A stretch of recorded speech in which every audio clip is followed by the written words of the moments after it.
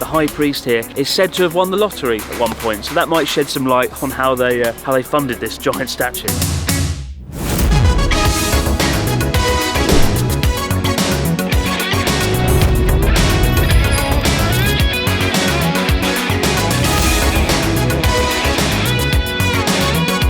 Good morning everyone and welcome back to Journey Across Japan. Today we're in Fukuoka City, the largest city in all of Kyushu, and we have got just one day, 24 hours, to check out the city. Fukuoka is the largest city on the island of Kyushu with a population of 2.5 million. Regarded as one of the trendiest places in Japan, just an hour's ferry ride from South Korea. Even I once considered moving here after finishing my job as an English teacher, ultimately opting to stick closer to my friends in North Japan than head south. Known as being one of the nation's ramen capitals, it's home to Hakata Tonkotsu Pork broth ramen, which we'll be devouring along the way. We'll also check out one of the largest Buddha statues in the world, and enjoy dinner at the city's infamous and intense Yataimura night market. Hopefully by the end of this video, you'll have some ideas on things to do and how to spend your pocket money the next time you find yourself in Fukuoka. And we start our day here in Horny Park in the heart of the city, which I've quickly decided is my favourite park in Japan because it has the three key ingredients that all good parks need: a lake, swan boats and a Starbucks. And speaking of Starbucks, yeah, iced coffee, thanks Ellen. For those of you who haven't been watching, this is my good friend Ellen. Hello. I've been her tour guide, her incredible bespoke tour guide for free of charge. Can you believe that? Very generous. And this is her last day in Japan. How do you feel? Sad. Sad? Sad to be leaving. I've had a blast. I've had a blast. The absolute lack of enthusiasm there. An oasis in the centre of the city, Horny Park was once the moat for Fukuoka Castle. In fact, the word ohori in Japanese literally means moat. The park was built in the late 1920s, modelled on a classic Chinese garden. And it's a great place to escape the hustle and bustle of the city and appreciate the laid-back lifestyle that Fukuoka is renowned for. Although you will feel slightly guilty coming to the park if you're not exercising, given that that is essentially what everyone else seems to be doing. I've been trying to put my finger on what it is about Horny Park I like so much. I think it's that there's a mixture of locals, of foreign tourists. Because we're close to South Korea and Taiwan from here, there's lots of tourists around the park. But no matter where you stop and stand and look, you can see a scene unfolding. There's couples relaxing on benches, there's guys feeding pigeons, there's people having a whale of a time on a swan boat. People aren't just passing through the park, they're coming here for the park, and you can see that in the way people are kind of just relaxing and enjoying themselves. Oh my god, leaves in my face! While Ellen heads off to spend the morning packing her bags, I sneak off to the picturesque Nansemond Temple on the outskirts of town to gaze in awe at one of the largest Buddha statues in the world.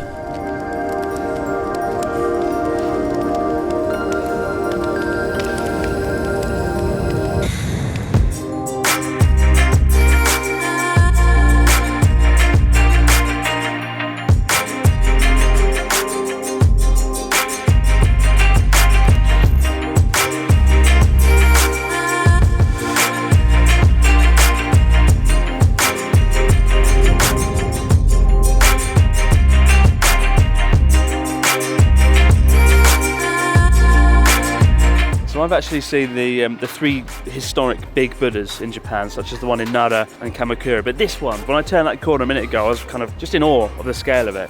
It isn't historic, it was built in 1995, but for me that doesn't stop the fact that this is just incredible, like it looks beautiful. 41 metres long and weighing 300 tonnes, the same as a jumbo jet, the Nihanzo Buddha is far larger than its more historic rivals in Nara and Kamakura. Buddha statues typically come in three poses: sitting, standing and reclining. The reclining pose signifies Buddha at the moment of death, passing into nirvana, and it was constructed to house ashes of the Buddha donated by the country of Myanmar as a thank you for the Nansemond Temple's donation of medical supplies. Buddha statues of this size and scale typically have a reputation for bankrupting local governments across Japan, such as the Nara Daibutsu, which actually nearly bankrupted the local government in the 8th century. But luckily, the Nansemond Temple is known for its good luck, its good fortune. The high priest here is said to have won the lottery at one point, so that might shed some light on how they funded this giant statue. As someone who's desperately trying and failing to be a photographer, I can safely say Nansemond is one of the most stunning and photogenic temples I've seen in all my time in Japan. Smoke, waterfalls and haunting statues add up to a remarkable atmosphere. Unfortunately though, in recent years, it's become a victim of its own success. Recently, the temple announced a ban on group tours due to disrespectful tourists splashing around in the water, playing loud music, and even climbing onto the roof of one of the temples. You know, let's call out these kinds of tourists for what they are: dickheads. So be sure to be mindful when paying a visit. After all, it's important to remember that this isn't some sort of theme park attraction. It is a genuine place of worship for Buddhists all around the world. So it's a well-known fact with Buddha statues that if you touch a part of the Buddha, it's good luck. Often it's the stomach, and it's a fun fact that if you touch my stomach, it's bad luck. I will kill you. But yeah, I'm going to stroke his feet here, because that's the part of this Buddha that you stroke for good luck. So, with that in mind, oh yeah, feel that bronze premium finish. Hopefully, that'll bring me some good luck. That'll help me finish the never-ending cycle of despair.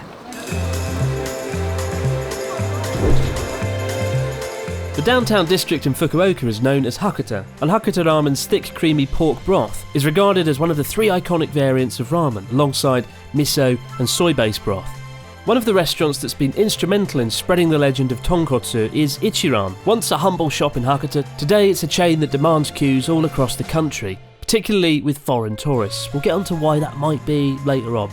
If, like me though, your love of ramen goes beyond simply slurping the dish down, the Ichiran no Mori Museum is a great place to start, where you can witness the dish being produced from scratch and learn about its history. And like most ramen shops, the restaurant uses a vending machine where you can choose your dish before handing the ticket over to the staff to get proceedings underway. Best thing about Ichiran ramen is you have counters, individual counters all to yourself, so you don't get like annoying people in the way or anything. Hello. Oh. The reason they have the counters is they say you can just appreciate the food better when you're not being distracted by people around you, including the people serving you the food. You can't see them either. There's a little bamboo cover stopping you from interacting with them. It's kind of quite alien. I mean, I like the idea that you can focus on your food completely, but we don't have something like that in the UK. We always see the server's face, so sometimes it feels uncomfortable. Not personal. Yeah. The moment you sit down at Ichiran, you're given a lengthy sheet of options, from the richness of the sauce and the amount of garlic, to the level of spiciness and even the texture of the noodles. Outside of Ichiran, this level of customisation is pretty rare in Japan, where diners are more willing to defer to the chef's recipe, as they typically know best. This is really cool, but... Tonkotsu gets its distinctive rich, sweet flavour and cloudy appearance from pork bones, which are boiled for up to 8 hours. It's typically infused with garlic, with Ichiran's recipe using an original spicy sauce, and smooth, thin noodles with slices of braised pork and chopped spring onions resting on top. It all adds up to the symphony of colours and flavours that come together to create the mouth-watering dish. I'm ready for this.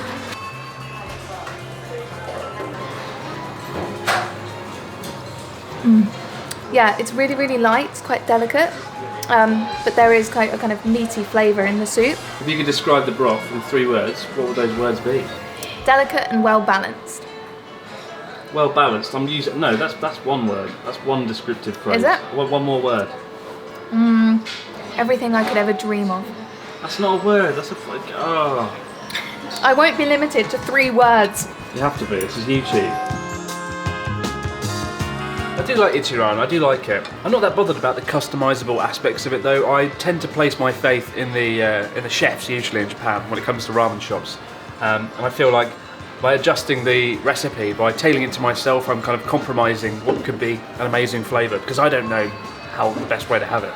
Now, I often hear people proclaim that Ichiran is the best ramen in Japan, and it definitely isn't. No chain can beat the quality found in independent family-run establishments, but it is pretty good, and the overall dining experience is unique enough to justify a visit. If you get halfway through the meal and you're still a little bit hungry, on the chopstick wrapper, you've actually got additional things you can get, like an extra egg or some extra pork or some extra noodles. Although I'm already kind of full, like this is filling me up rather quick.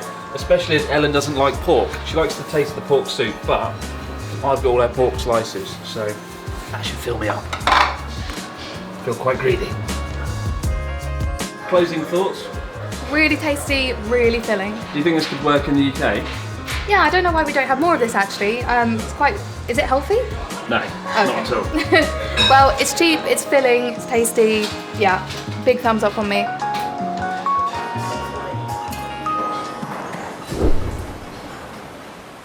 If, like me, you don't feel like you've truly seen a city until you've had a bird's eye view, Fukuoka Tower is definitely worth a visit. Overlooking the waterfront, not only has it got its own beloved mascot, but also a pamphlet reassuring visitors that the tower is thoroughly durable. Yeah! So from afar, Fukuoka Tower looks like a skyscraper because it's got 8,000 sheets of glass, so it does look like a normal skyscraper, but actually it's hollow. There's nothing in it apart from an observation deck, 123 metres high. Best of all though, in Japan they've got a mascot for everything, and Fukuoka Tower is no exception. Look, they've got Futa, the little mascot tower, Futa, with little facts here about the tower. The largest earthquake in Fukuoka had a seismic intensity of a lower 6. Rest assured, Fukuoka Tower is durable. But they keep boasting about the durability of Fukuoka Tower. It better be durable.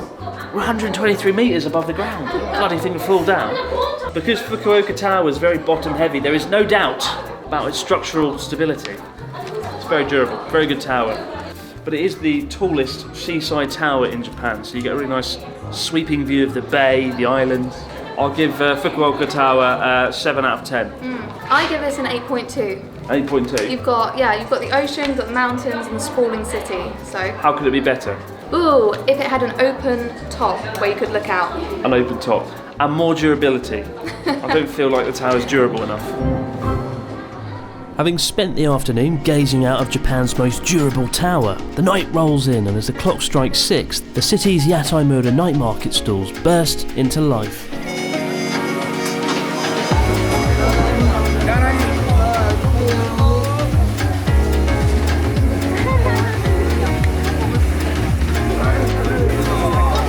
This is Yataimura, it's kind of like a little village of stalls selling all sorts of things. The most popular thing usually is yakitori, skewered meat, so it's right up my alley.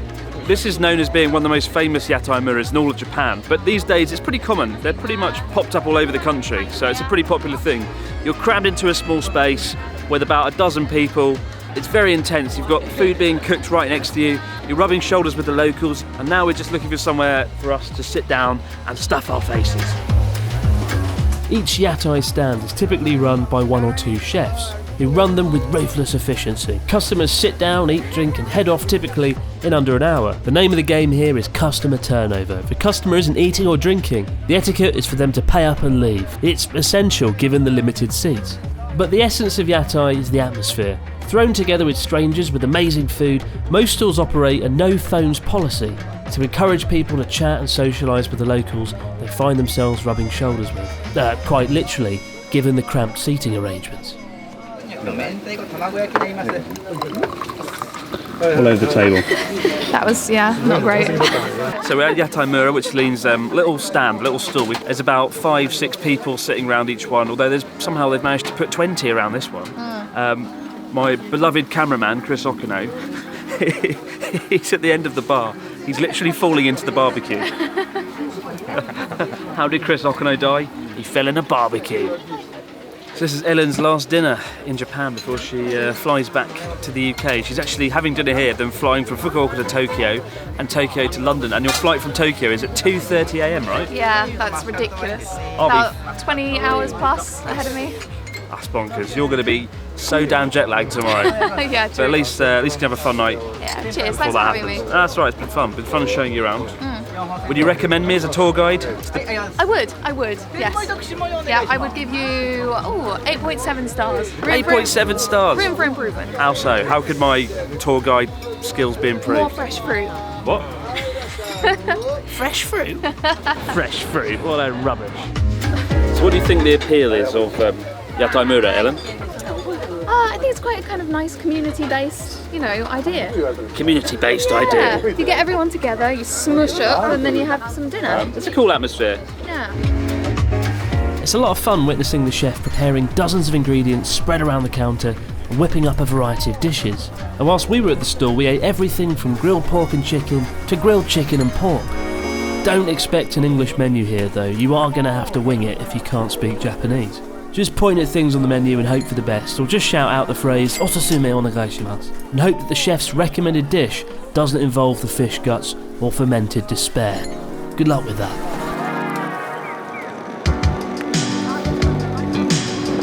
So guys, that's our day in Fukuoka, and it concludes Ellen's part of the trip, travelling with us from 4 or 5 days from Hiroshima to Fukuoka. What was your favourite day, Ellen? What was your favourite memory? Favourite thing we did? I think probably the day when we were in Miyajima Island. Miyajima Island in Hiroshima. It was beautiful That was there, beautiful. actually. You also learned Japanese. What was your favourite Japanese word you learned? Abunai. Abunai, dangerous. But for now, guys, Ellen's back off to the UK.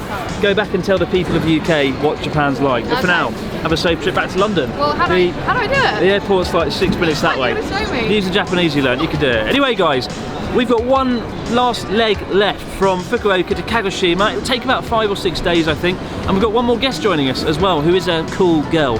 But for now, no matter where you might be joining us from out there in the big wide world, thanks for joining on Journey Across Japan, and we'll see you right back here tomorrow to do it all over again. I think Ellen's genuinely gone. Clearly, the Japanese she learned the other day has worked. Hopefully she doesn't get lost.